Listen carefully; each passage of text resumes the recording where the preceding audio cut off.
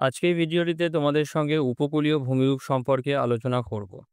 তো উপকূলীয় ভূমিরূপ সম্পর্কে আলোচনা করার আগে আমরা একটু উপকূল বলতে কি বোঝায় সেটি একটু জেনে নেব। তো উপকূলের সংজ্ঞাতে যেটি বলা হয়েছে দেখো যে সাধারণভাবে স্থলভাগ ও সমুদ্রের সংযোগস্থলকে উপকূল বলা হয়। আর ভৌগোলিক অর্থে উপকূল বলতে যেটা বোঝায় সেটা হচ্ছে যে এই যে সমুদ্রের সর্বোচ্চ ঝটিকা তরঙ্গ বা এই যে স্টর্ম ওয়েভ সমুদ্র তীরে যতদূর পর্যন্ত পৌঁছায় সেই খাড়া পাড় বা ভিগুর ঠিক পিছনের দিকের স্থলভূমিকে উপকূল বা কোস্ট বলা হয়ে থাকে। তো দেখো আমি এখানেতে তোমাদেরকে খুব সহজভাবে একটি চিত্রের মাধ্যমেতে আমি তোমাদেরকে এই উপকূল কি সেটা বলে দিই। তো দেখো এই যে একটা সীমারেখা আমি টানলাম যে আঁকা-বাঁকা।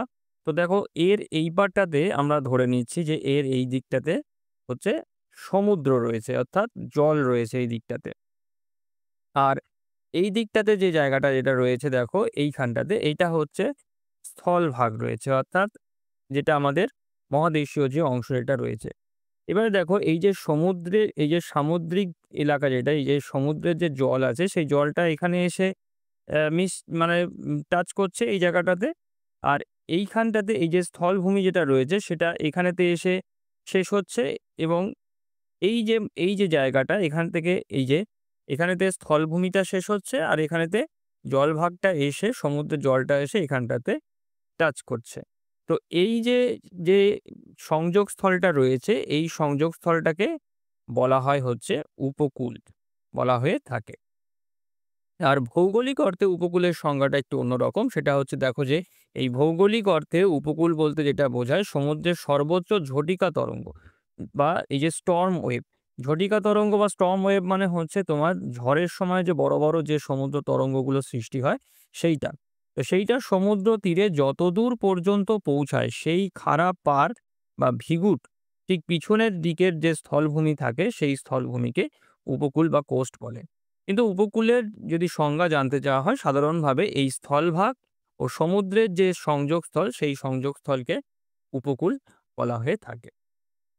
এবার দেখো উপকূলের এইবারেতে আমরা জানবো যে উপকূলের যে ক্রমবিকাশ যে ব্যাপারটা রয়েছে যে সময়ের সঙ্গে সঙ্গে উপকূলের যে বিবর্তনটা হয় সেই বিবর্তনটা কিভাবে হয় এবং কি কি নিয়ন্ত্রক আছে সেটা এই ক্ষেত্রে ভূমিকা নিয়ে থাকে।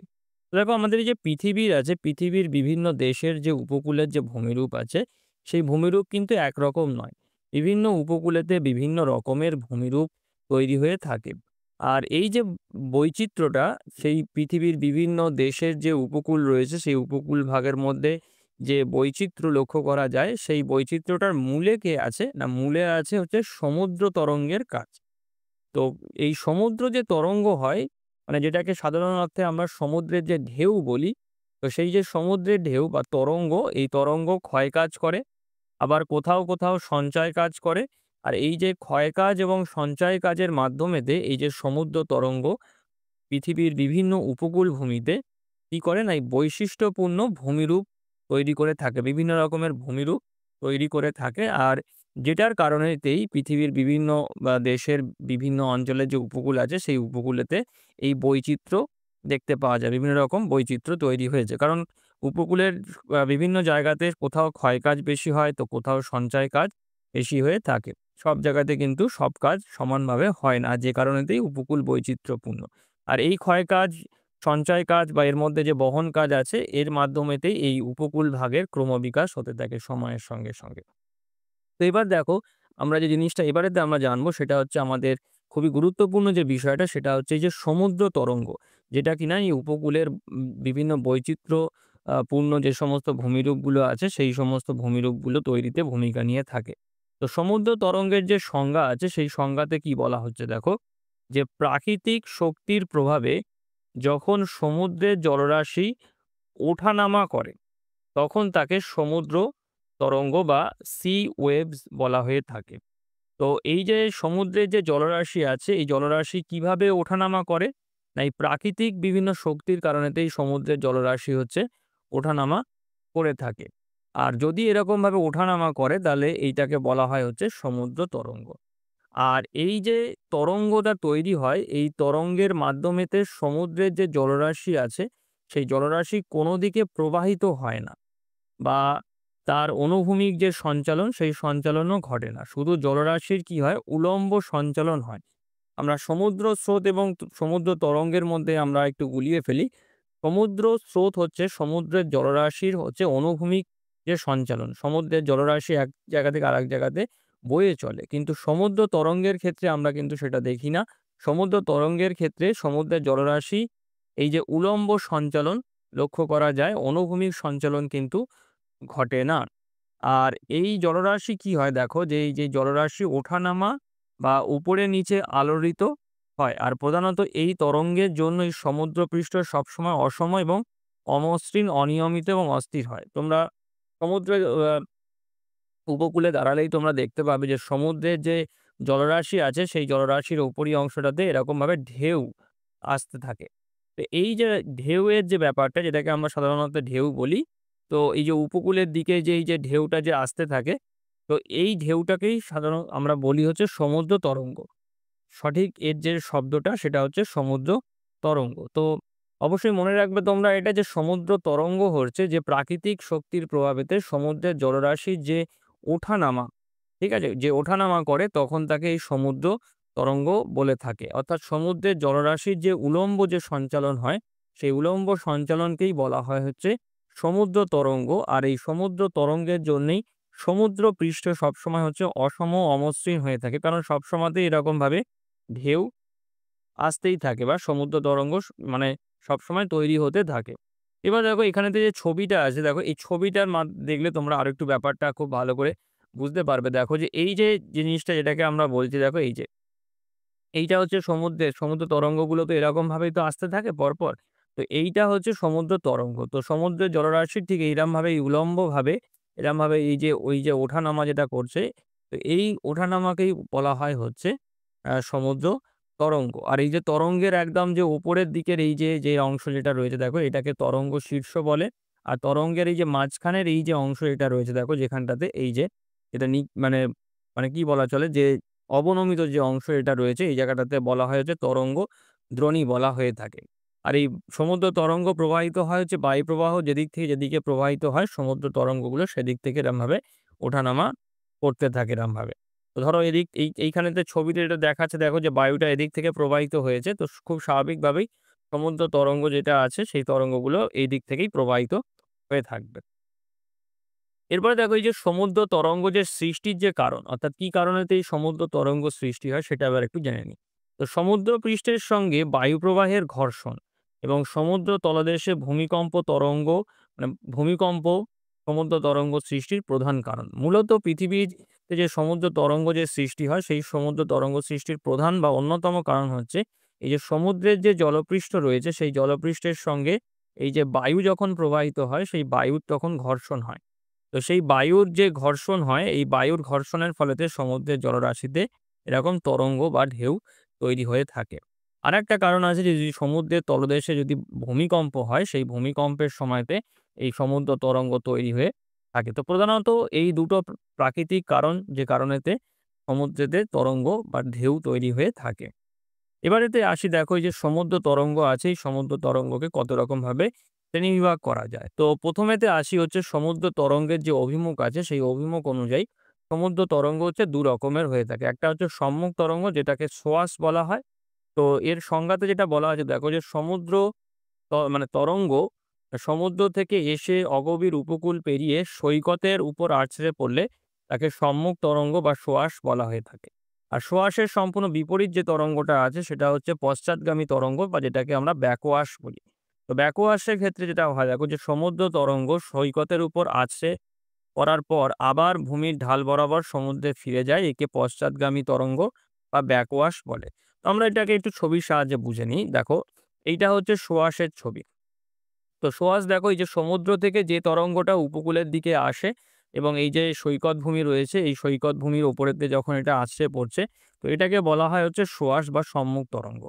আর এই যে তোমরা যারা মানে তোমরা যারা সমুদ্রতে বেড়াতে গিয়েছো বা সমুদ্র সৈকতে যারা বেড়াতে গিয়েছো তারা দেখবে যে সমুদ্রের ঢেউগুলো আসে এই সৈকত ভূমির মানে যে বিচ রয়েছে সেই বিচের উপরে যখন আছড়ে পড়ে, পড়ে আবার কিন্তু সমুদ্রের দিকে ফিরে চলে যায়। মানে ফিরে চলে যায়। তো এইটা যেটা হয় এটাকে বলা হয় হচ্ছে ব্যাক ওয়াশ। অর্থাৎ বাংলায় যেটা বলে পশ্চাৎগামী তরঙ্গ। মানে তরঙ্গ সমুদ্রের দিক থেকে এসে এই মানে সৈকত ভূমির উপরেতে আছড়ে পড়ল এবং আছড়ে পড়ে আবার এই সৈকত ভূমির বা এই যে উপকূলের যে ঢাল যেটা রয়েছে, এই ঢাল বরাবর আবার সমুদ্রের দিকে তরঙ্গটা চলে যায়। তো এটাকে বলা হয় হচ্ছে ব্যাকওয়াশ। তো সোয়াশ এবং ব্যাকওয়াশ মানে সম্মুখ তরঙ্গ এবং পশ্চাৎগামী যে তরঙ্গ আছে এটা সবসময় আসতে থাকে। এরপরে দেখো আরেকটা তরঙ্গ রয়েছে যেটাকে বলা হয় যে কাজ অনুযায়ী। তো এটাকে একটা হচ্ছে বিনাশকারী তরঙ্গ, আরেকটা হচ্ছে গঠনকারী তরঙ্গ। তো বিনাশকারী তরঙ্গের সংজ্ঞায় কি বলা হয়েছে দেখো, যে শক্তিশালী তরঙ্গের প্রভাবে উপকূল ভাগ ক্ষয়প্রাপ্ত ও বিনষ্ট হয়, তাকে বিনাশকারী তরঙ্গ বলা হয়ে থাকে। আর গঠনকারী তরঙ্গ হচ্ছে এর সম্পূর্ণ বিপরীত, যে তরঙ্গ তটভূমিতে বিভিন্ন পদার্থের সঞ্চয় ঘটিয়ে প্রশস্ত সৈকত ভূমি গঠন করে তাকে গঠনকারী তরঙ্গ বলে। অর্থাৎ এটা ছবি দিয়ে আমরা দেখে নিই। তো দেখো এই যে বড়, বড় যে তরঙ্গগুলো যেগুলো হয়, দেখো এই যে বড়, বড় যে তরঙ্গ, এই তরঙ্গগুলো যখন এই সৈকত ভূমির উপরে যখন আসছে পড়ে তখন এই বিশালাকার তরঙ্গের প্রভাবেতে সৈকত ভূমিতে মানে ক্ষয় হয়। মানে কোনো কিছু সৈকত ভূমি গঠিত হতে পারে না সেভাবে। তো এই ধরনের যে তরঙ্গ যেগুলো হয়, এই তরঙ্গগুলোকে বলা হয়ে থাকে হচ্ছে বিনাশকারী তরঙ্গ। আরেক ধরনের তরঙ্গ দেখো রয়েছে, মানে যেটা হচ্ছে তোমার ছোট, ছোট যে তরঙ্গ, আ যে তরঙ্গগুলো সৈকত ভূমির উপরেতে বিভিন্ন পদার্থের সঞ্চয় করে প্রশস্ত সৈকত ভূমি তৈরি করে থাকে। অর্থাৎ সৈকত ভূমির গঠনেতে আ ভূমিকা নিয়ে থাকে। তো সেইটাকে বলা হয় হচ্ছে গঠনকারী তরঙ্গ। তো কাজ অনুযায়ী সমুদ্র তরঙ্গ হচ্ছে এই ২ রকমের। একটা হচ্ছে বিনাশকারী, যেটা সৈকত ভূমি উপরেতে আছড়ে পড়বে এবং আছড়ে পড়লে হচ্ছে সেখানেতে বিভিন্ন মানে প্রাপ্ত হবে বিভিন্ন পদার্থগুলো। আর আরেকটা যেটা রয়েছে দেখো, যেটা হচ্ছে গঠন করবে সৈকত ভূমিতে। তো সাধারণত দেখা যায় যে যেটা হয় কি, যে যখন ঝড় বৃষ্টি হয়, যখন সমুদ্র খুব উত্তাল থাকে, তখন এরকম বিশালাকার তরঙ্গ তৈরি হয় যেটা এই সৈকত ভূমির উপরেতে আছড়ে পড়ে। আর নরমাল যখন সময়, যখন সমুদ্র শান্ত যখন থাকে, সেই সময়তে এই গঠনকারী তরঙ্গগুলো এই সৈকত ভূমির উপরেতে আছড়ে পড়ে। এবার দেখো আরেকটা রয়েছে আরেক ধরনের, সেটা হচ্ছে গঠন ও প্রকৃতি অনুসারে ২ রকমের তরঙ্গ হয়। একটা হচ্ছে অনুপ্রস্থ, আরেকটা হচ্ছে অনুদৈর্ঘ্য। তো অনুপ্রস্থ যে তরঙ্গ যেটা হয় দেখো, যে এই যে বৃত্তাকার কক্ষপথে জলকণাসমূহ ওঠানামার মাধ্যমে যে তরঙ্গ সৃষ্টি হয় তাকে বলা হয় হচ্ছে অনুপ্রস্থ তরঙ্গ। আর অনুদৈর্ঘ্য তরঙ্গ হচ্ছে যে এই অনুপ্রস্থ তরঙ্গ সমুদ্রবক্ষে ধাক্কা খেয়ে উলম্বভাবে ওঠানামা করার পরিবর্তে তটভূমির সমান্তরালে উপকূলের দিকে প্রবাহিত হলে তাকে অনুদৈর্ঘ্য তরঙ্গ বলে। তো এই হচ্ছে ৩ মানে ৩ টে উম পার্ট, মানে সমুদ্র তরঙ্গের শ্রেণীবিভাগে যে ৩ ভাবে এই সমুদ্র তরঙ্গের শ্রেণীবিভাগ করা হয়ে থাকে। তো এবারেতে আমরা আসবো হচ্ছে সমুদ্র তরঙ্গ হচ্ছে কি, কি কাজ করে থাকে? সমুদ্র তরঙ্গের কাজ কি? তো প্রধানত দেখো, যে সমুদ্র তরঙ্গের যে কাজ হয় তাকে ৩ টি ভাগে ভাগ করা হয়। একটা হচ্ছে ক্ষয় কাজ, একটা বহন কাজ, আর একটা হচ্ছে সঞ্চয় কাজ। তো আমরা প্রথমেতে হচ্ছে ক্ষয় কাজ সম্পর্কে আলোচনা করব। তো সমুদ্র তরঙ্গ কি, কি পদ্ধতিতে ক্ষয় কাজ করে থাকে সেটা একটু জেনে নিতে হবে। দেখো ১ম এ যে ক্ষয় পদ্ধতিটিতে কাজ করে সেটা হচ্ছে অবকর্ষ। তো এখানেতে কি হয় দেখো, যে তটভূমিতে তরঙ্গবাহিত শিলাখন্ডের সঙ্গে শিলাস্তরের ঘর্ষণ প্রক্রিয়ায় যে ক্ষয় হয় তাকে অবঘর্ষ বলে। অর্থাৎ সমুদ্র তরঙ্গের মধ্যে থাকা যে শিলাখন্ডগুলো রয়েছে সেগুলো যখন হচ্ছে এই যে তটভূমি আছে, যখন এই তরঙ্গগুলো যখন এখানেতে এসে পড়ে, তখন এই যে তটভূমির যে শিলা আছে, এই তটভূমির শিলার সঙ্গে এই সমুদ্রের তরঙ্গর মধ্যে থাকা, মানে সমুদ্র জলের মধ্যে যে থাকা যে শিলাখন্ড যেগুলো রয়েছে, সেগুলোর ঘর্ষণেতেই তটভূমি ক্ষয়প্রাপ্ত হয়ে থাকে, যেটাকেই অবঘর্ষ ক্ষয় বলে। আরেকটা ক্ষয়ের প্রক্রিয়া রয়েছে যেটাকে বলা হচ্ছে ঘর্ষণ ক্ষয়, অর্থাৎ তরঙ্গ বাহিত শিলাখণ্ডসমূহ পরস্পরের সঙ্গে সংঘর্ষে লিপ্ত হয়ে ক্ষুদ্র, ক্ষুদ্র শিলাখণ্ডে এবং সবশেষে বালুকণায় পরিণত হয়ে থাকে। অর্থাৎ এই যে সমুদ্র যে তরঙ্গ হয়, এই সমুদ্র তরঙ্গের মধ্যে ছোট, ছোট ছোট বড় বিভিন্ন হচ্ছে শিলাখণ্ড থাকে। এই যে শিলাখণ্ড থাকে, এই শিলাখণ্ডগুলো একে অপরের সঙ্গে ঠোকাঠুকি লাগে এবং তুলনামূলকভাবে বড় শিলাখণ্ডগুলি আরো ছোট, ছোট শিলাখণ্ডেতে পরিণত হয়। তো এভাবেও হচ্ছে ক্ষয় হয়ে থাকে এবং সবশেষে দেখো একদম ক্ষুদ্র, ক্ষুদ্র হচ্ছে এই বালিকণা তৈরি হয়, যে বালিকণাটা হচ্ছে এই সৈকত ভূমি গঠনেতে এ ভূমিকা নিয়ে থাকে। অর্থাৎ এই যে সৈকত ভূমি থাকে, এই সৈকত ভূমি মানে সমুদ্র উপকূলে তোমরা এলেই দেখতে পাবে যে এখানেতে বালি থাকে। তো এই বালিটা কোথা থেকে আসে? এই বালিটা আসে হচ্ছে এই যে সমুদ্র তরঙ্গের মধ্যে থাকা যে সমস্ত নুড়ি পাথর যেগুলো থাকে, সেগুলো একে অপরের সঙ্গে ঠোকাঠুকি লেগে বড়গুলো আরো ছোট, ছোটতে পরিণত হয় এবং সব শেষেতে একদম ক্ষুদ্রাতি ক্ষুদ্র বালুকণায় পরিণত হয়, যেটা এই উপকূলের এখানেতে এই সৈকত তটভূমির উপরেতে সঞ্চিত হয়ে মানে সৈকত ভূমি তৈরি করে থাকে। এরপরে দেখো আরেক ধরনের ক্ষয়ের প্রক্রিয়া আছে, যেটা হচ্ছে দ্রবণ প্রক্রিয়া। যেখানেতে কি হয় দেখো, এই যে উপকূল ভাগেতে চুনাপাথর, চক, ডলোমাইট প্রভৃতি দ্রবণীয় খনিজ ও শিলাসমূহ সমুদ্রের জলের সঙ্গে রাসায়নিক বিক্রিয়া ঘটিয়ে বিয়োজিত দ্রবীভূত হয়ে অপসারিত হয়ে থাকে। তো যে এই ধরনের যে এই যে চুনাপাথর বা চক, ডলোমাইট এই ধরনের যে সমস্ত পদার্থগুলো আছে, এগুলো জলে দ্রবীভূত হয়ে যায় এবং এর মাধ্যমেতে যে রাসায়নিক বিক্রিয়াটা ঘটে, তো এই রাসায়নিক বিক্রিয়া এগুলো বিয়োজিত হয় এবং সেইভাবে এই দ্রবণ হয়ে থাকে। মানে দ্রবণ প্রক্রিয়ায় ক্ষয় হয়ে থাকে। আরেক ধরনের ক্ষয় হয়, সেটা হচ্ছে জলপ্রবাহ ক্ষয়। তো দেখো যে সমুদ্র উপকূলেতে প্রবাহিত জলের গতিশক্তি উপকূলের শিলারাশিকে হাতুড়ির মতন আঘাত করে সেগুলোকে চূর্ণ-বিচূর্ণ করে। অর্থাৎ এই যে উপকূলের উপকূল ভূমির উপরেতে যখন এই যে সমুদ্র তরঙ্গটা এসে যখন এই যে আছড়ে পড়ছে, তো এই যে আছড়ে পড়ার সময়তে যে বাড়িটা এইখানটাতে পড়ে, এইখানটাতে এই শিলার উপরেতে যে পড়ছে, এটা একদম সে হাতুড়ি দিয়ে মারার মতন পড়ে। তো তাতেও শিলা কিন্তু চূর্ণ-বিচূর্ণ হয় এবং ক্ষয় প্রক্রিয়াকে ত্বরান্বিত করে থাকে। এরপরেতে দেখো আমরা যেটা জানবো সেটা হচ্ছে যে ক্ষয়জাত যে ভূমিরূপগুলো আছে, অর্থাৎ সমুদ্র তরঙ্গের ক্ষয়কাজের ফলে যে সমস্ত ভূমিরূপগুলো আছে, সেগুলো আমরা একটু জেনে নিই। দেখো, প্রথমেতে আসি হচ্ছে সমুদ্র ভৃগু, খুবই গুরুত্বপূর্ণ একটি ভূমিরূপ। তো কিভাবে দেখো, ১ম এ আমরা জানি যে সমুদ্র ভৃগু কাকে বলে? তো দেখো যে ক্রমাগত তরঙ্গের আঘাতে সমুদ্র উপকূলের যে খাড়া পাড় তৈরি হয়, তাকে হচ্ছে সমুদ্র ভৃগু বলা হয়ে থাকে। আগে একটু আমি ছবিটা দেখিয়ে দিই, দেখো। দেখো এই যে খাড়া যে পাড়টা তৈরি হচ্ছে ক্রমাগত সমুদ্র তরঙ্গের এই দিক থেকে, যে সমুদ্র তরঙ্গের আঘাতেতে, তো এইটাকে ভৃগু বলে। বা এদিকের এই ছবিটাকেও তোমরা দেখো, এই যে সমুদ্র তরঙ্গ ক্রমাগত এসে এই যে খাড়া পাড়টা তৈরি করেছে, এই খাড়া পাড়টাকে বলা হচ্ছে ভৃগু। তো এবারে দেখি আরেকটু জেনে নিই যে এই ভৃগুর সম্পর্কে। দেখো, তরঙ্গের আঘাতে উপকূলের সমুদ্রমুখী শিলা স্তরে ১ম এ একটি খাঁজ সৃষ্টি হয়। তারপর যতই দিন যেতে থাকে, তরঙ্গের আঘাতে খাঁজের নিম্নাংশ ক্ষয়প্রাপ্ত হয় এবং খাঁজের খাড়া তলের পশ্চাৎ অপসরণ ঘটে, মানে পিছনে হটতে থাকে। এইভাবে কালক্রমে ওখানে একটি খাড়া ঢাল বিশিষ্ট ভৃগু সৃষ্টি হয়। আর এর উদাহরণ হচ্ছে, দেখো যে ভারতের বিশাখাপত্তনমেতে এই সমুদ্র ভৃগু দেখতে পাওয়া যায়। তোমরা যারা ভাইজ্যাক বেড়াতে গিয়েছো, তারা ওই যে সমুদ্র ভৃগু দেখে থাকবে উপকূলেতে।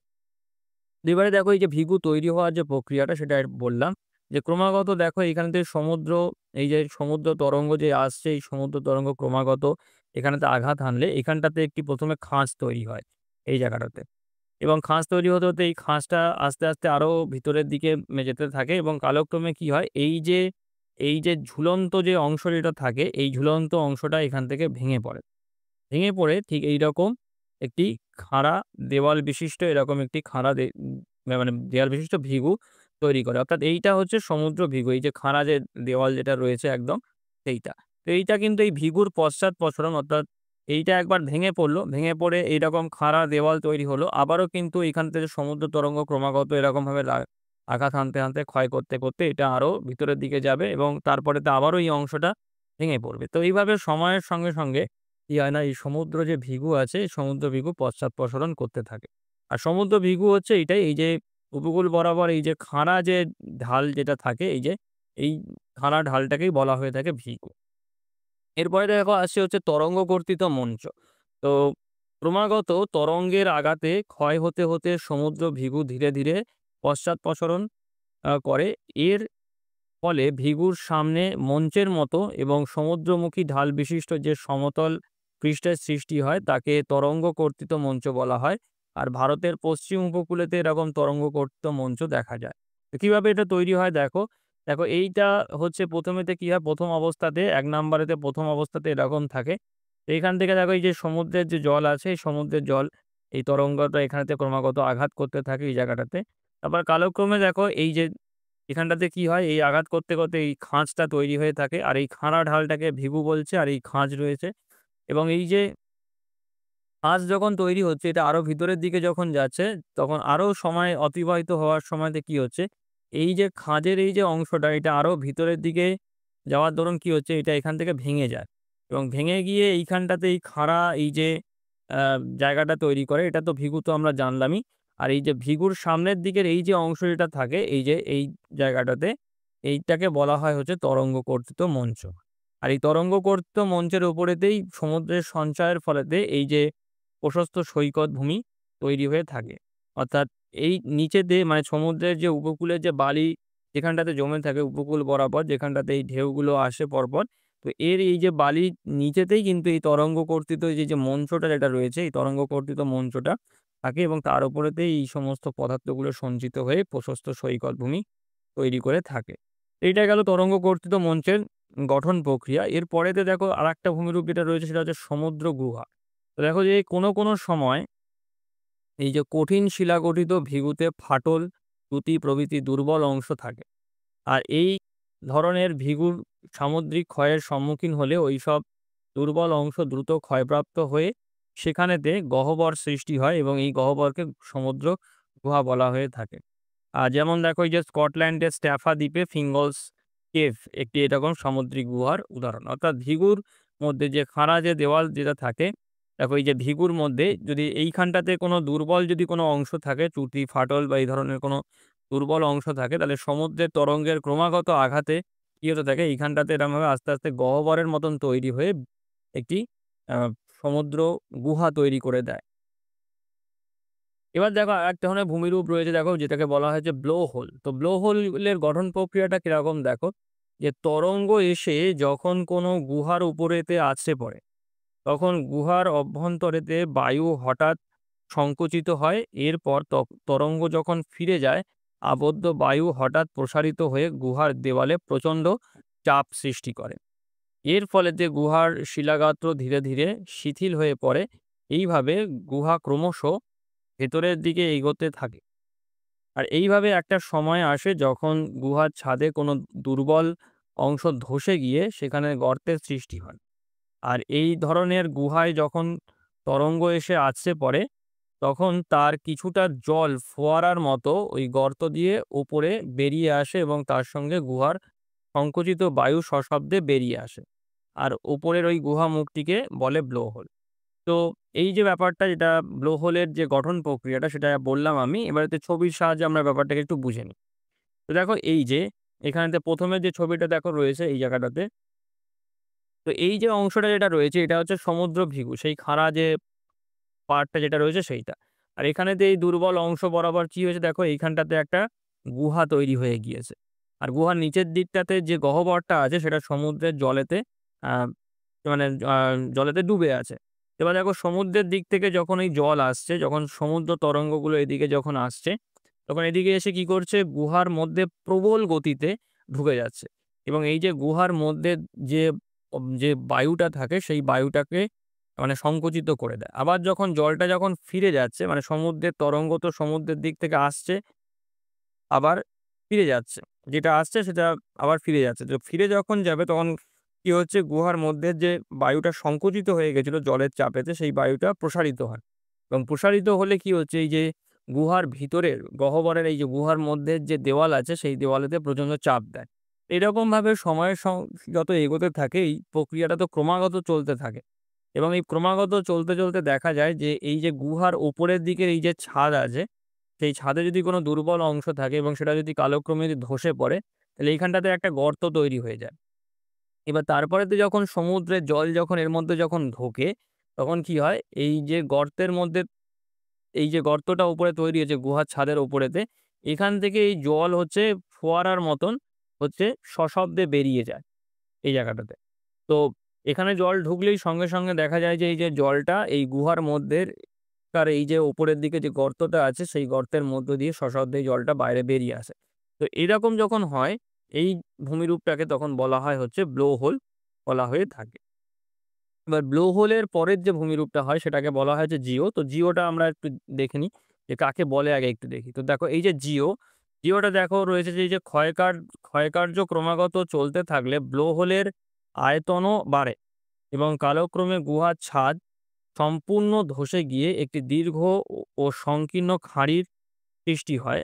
আর স্কটল্যান্ডে এই ধরনের ভূমিরূপকে বলা হয়ে থাকে হচ্ছে জিও। আর অস্ট্রেলিয়ার নিউ সাউথ ওয়েলসের জার্ভিস উপসাগরেতে এই ধরনের ভূমিরূপ দেখতে পাওয়া যায়। অর্থাৎ এর পরের অবস্থাটা এটা তো হলো হচ্ছে ব্লো হোল তৈরির ব্যাপার। মানে এটা ১ নাম্বার হলো। এবার ক্ষয় কাজটা ক্রমাগত চলতে থাকে এবং চলতে, চলতে দেখা যায় এই যে অংশটা যেটা রয়েছে, এই অংশটাকেও সমুদ্র তরঙ্গ সময়ের সঙ্গে, সঙ্গে হচ্ছে ক্ষয় করে ফেলে। এবং ক্ষয় করে ফেললে দেখা যায় তখন এই যে গর্তটা আছে উপরের যেই যে মানে ছিদ্রপথ বা গর্ত যেটা রয়েছে এটার সঙ্গে এবং সমুদ্রের এই যে গুহার যে মুখটা আছে আর মাঝখানের এই যে পাথরের যে অংশ যেটা রয়েছে এটা সম্পূর্ণ ধসে যায় বা ক্ষয় হয়ে যায় এবং ক্ষয় হয়ে একটা সংকীর্ণ এরকম খাঁড়ি তৈরি করে। মানে আর তখন আর ব্লো হোল কিছু থাকে না। তো যখন এইরকম কোনো সংকীর্ণ খাঁড়ি যখন তৈরি হয়ে যায় ক্ষয়ের ফলেতে তখন এইটাকে বলা হয় হচ্ছে জিও। মানে এটা ২য় অবস্থাটা। এর পরের যে ভূমিরূপটা যেটা রয়েছে দেখো সেটাকে বলা হচ্ছে সমুদ্র খিলান বা সামুদ্রিক খিলান বলে। তো কিভাবে দেখো তৈরি হয় যে যখন কোনো অনুভূমিক যখন কোনো অগ্রভূমির দুদিকে সমুদ্র তরঙ্গ আঘাত করে তখন উভয় দিকেই গুহার সৃষ্টি হয়। কালক্রমেতে ক্ষয়কাজের জন্য ওই ২ টি গুহা পরস্পরের দিকে প্রসারিত হয় এবং একসময় উভয়ের মাঝের দেওয়াল তরঙ্গের আঘাতে ধসে গেলে সেতুর মতো যে ভূমিরূপের সৃষ্টি হয় তাকে স্বাভাবিক খিলান বলা হয়ে থাকে। আর অস্ট্রেলিয়ার ভিক্টোরিয়া প্রদেশের সমুদ্র উপকূলে এই ধরনের ভূমিরূপ দেখা যায়। তো এই যে অগ্রভূমি যেগুলো হয় দেখো এরকমভাবে সমুদ্রের মধ্যে এরকম অংশ বা অ অগ্রভূমি আকারেতে বিস্তৃত হয়ে থাকে। এবারে দেখো এই যে অগ্রভূমি যেটা থাকে, এই অগ্রভূমির দুদিক থেকে যখন সমুদ্র তরঙ্গ যখন আঘাত করে, অর্থাৎ এদিক থেকেও যখন সমুদ্র তরঙ্গ আসছে, সমুদ্রের জল আর এদিক থেকেও যখন সমুদ্রের জল যখন আসছে, তো তখন কি হচ্ছে দেখো এই যে অগ্রভূমির দুদিকে দুটো আ গুহা তৈরি হয়। মানে এদিক থেকে সমুদ্রের ক্ষয়কার্যের ফলেতে এদিকে একটা গুহা তৈরি হচ্ছে। আর এর বিপরীত দিকেতেও এরকম এক ক্ষয়কার্যের ফলেতে এদিকেও এক গুহা তৈরি হচ্ছে। তো দুদিক থেকে দুটো যখন গুহা যখন পরস্পরের দিকে যখন এগোতে থাকে, তখন এইটা হয়। এই মাঝখানের এই যে অংশ যেটা থাকে, এই মাঝখানের অংশটা সম্পূর্ণ ক্ষয়ে যায়। মানে দুদিক থেকে দুটো গুহা যখন আসে।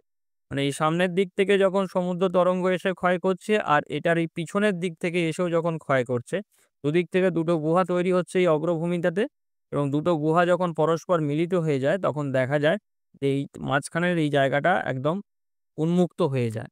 কিন্তু এই যে উপরের এই যে অংশ যেটা থাকে, এই যে উপরের যে অংশটা সেইটা এই যে খিলান আকারেতে এই সামুদ্রিক যে খিলান একটা সেতুর মতন এই অংশটা অবস্থান করে। আর নিচের এটা কিন্তু সম্পূর্ণ ফাঁকা থাকে। তো এইরকম যে ভূমিরূপ যখন তৈরি হয়, কোনো অগ্রভূমিতে দুদিক থেকে গুহা সৃষ্টি হওয়ার ফলেতে তখন এই ভূমিরূপটাকে বলা হয় হচ্ছে সামুদ্রিক খিলান বলা হয়।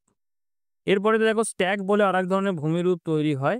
সেটা হচ্ছে যে ক্রমাগত তরঙ্গের আঘাতে স্বাভাবিক খিলান ধসে যায় এবং এর ফলে তখন অগ্রভূমির সামনের অংশ ততরেখা থেকে বিচ্ছিন্ন হয়ে স্তম্ভ আকারে সমুদ্রবক্ষে জেগে থাকে। একে স্ট্যাক বলা হয়। অর্থাৎ স্ট্যাক হচ্ছে ঠিক এরকম। এই হচ্ছে স্ট্যাক। অর্থাৎ এইটা যে এই যে সামুদ্রিক যে এই যে খিলান যেটা তৈরি হলো মানে খিলান মানে এই অংশটাকে খিলান বলা হয়। এইটা কিন্তু নয়। এই যে ভিতরে এই যে গুহাটা তো এখানে তো আর নেই। এখানে একটা গুহা ছিল সেটা অবলুপ্তি হয়ে গিয়েছে এবং তার ফলেতে এই ওপরের যে এই যে সেতু যেটা রয়েছে এইটাকে হচ্ছে খিলান বলছে।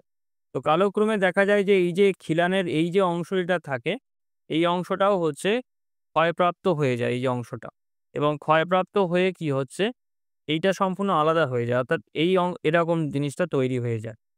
তো এরকম যদি কোনো স্তম্ভ মানে দাঁড়িয়ে থাকে মানে এই অংশটা ক্ষয়প্রাপ্ত হয়ে যাওয়ার দরুন এরকম একটা আলাদা হয়ে থাকা এরকম স্তম্ভ যদি থাকে তখন এই ধরনের স্তম্ভগুলোকে বলা হয় হচ্ছে স্ট্যাক বলা হয়ে থাকে। এই স্ট্যাকও কিন্তু একটা সময়তে এরকমভাবে মাঝখানে এরকম সামুদ্রিক খিলান দিয়ে ও কিন্তু যুক্ত ছিল। কিন্তু সেই খিলানটা ক্ষয়ের ফলেতে ধসে পড়ায় বা খিলানটা ভেঙে পড়াতে এইটা এরকম আলাদা হয়ে একটি স্তম্ভ তৈরি হয়েছে। তো যেটাকে বলা হয় হচ্ছে স্ট্যাক।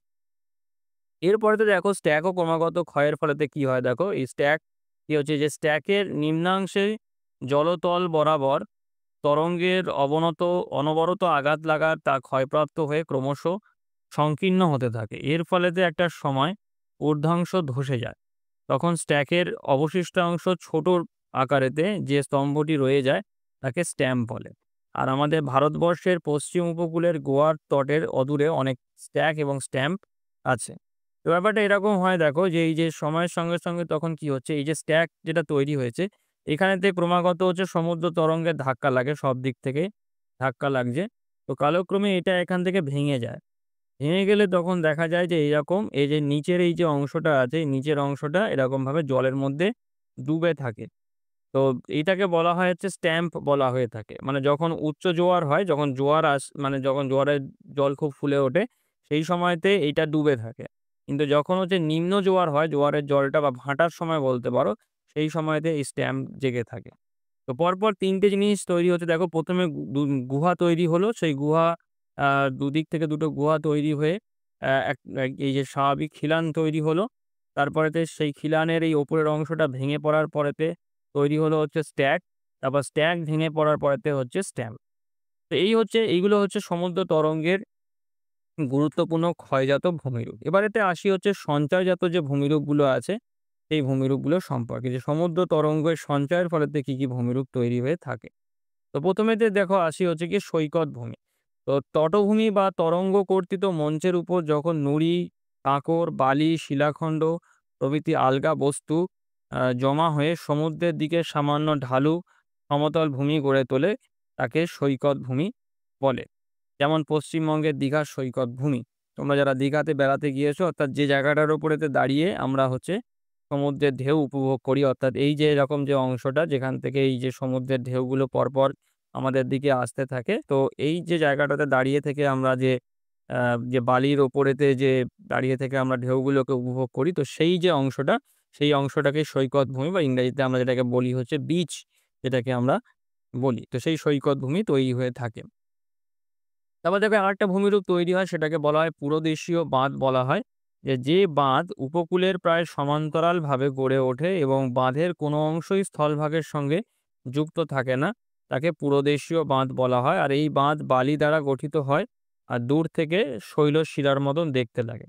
আর ভারতের কেরলের উপকূলেতে এরকম পুরোদেশীয় বাঁধ দেখতে পাওয়া যায়। তো ছবিটা দেখি দেখো। আচ্ছা, ছবিটা এইখানটাতে দেখো, এইখানটাতে উপকূলটা খুব ভালো বোঝা যাচ্ছে। যে উপকূল বলতে যেটা আমি ১ম এ বলছিলাম, তো এইটা হচ্ছে উপকূল। আর এই জায়গাটা হচ্ছে সৈকত ভূমি। এই যে এই অংশটা হচ্ছে তোমার সৈকত ভূমি, এই জায়গাটাতে।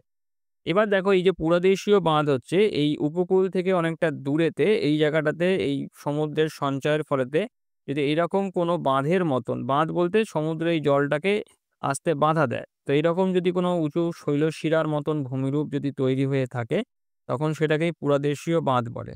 আর এই পুরাদেশীয় বাঁধের কোনো অংশই এই উপকূল ভূমি বা এই যে স্থলভাগ আছে, এই স্থলভাগের সঙ্গে কিন্তু যুক্ত থাকে না। সম্পূর্ণ এই উপকূলের সঙ্গে সমান্তরালেতে এই পুরাদেশীয় বাঁধ তৈরি হয়ে থাকে। এরপরে দেখো আরেকটি খুব ইন্টারেস্টিং ভূমিরূপ আছে, যেটাকে বলা হয় হচ্ছে স্পিড। তো কাকে বলে দেখো, যখন বাঁধের এক প্রান্ত স্থলভাগের সঙ্গে যুক্ত থাকে এবং অন্য প্রান্ত সমুদ্রের দিকে প্রসারিত হয়, তখন তাকে স্পিড বলে। আর এই ধরনের বাঁধ উপকূল থেকে সোজাভাবে বা কিছুটা বেঁকে সমুদ্রের দিকে প্রসারিত হয়ে থাকে। আর ভারতের পূর্ব উপকূলে চিল্কা হ্রদের সামনে এরকম ৫০ কিলোমিটার দীর্ঘ একটি পিট আছে। তো দেখো এই যে যেগুলো রয়েছে দেখো, এই যে উপকূল থেকে মানে এই যে শৈলশিরার মতন যে এই যে অংশটা সমুদ্রের দিকে যে চলে গিয়েছে, এইটাকে বলা হয় হচ্ছে স্পিট বলা হয়ে থাকে। স্পিটের একটা অংশ হচ্ছে তোমার স্থলভাগের সঙ্গে যুক্ত থাকে, মূল ভূখণ্ডের সঙ্গে যুক্ত থাকে। আরেকটা অংশ হচ্ছে সমুদ্রের দিকে প্রসারিত হয়ে থাকে। আবার অনেক সময় দেখো এই যে স্পিটের এই মাথাটা এরকমভাবে বেঁকে যায়। তো যদি এরকমভাবে বেঁকে যায় তখন এটাকে এই হুক বলা হয়ে থাকে।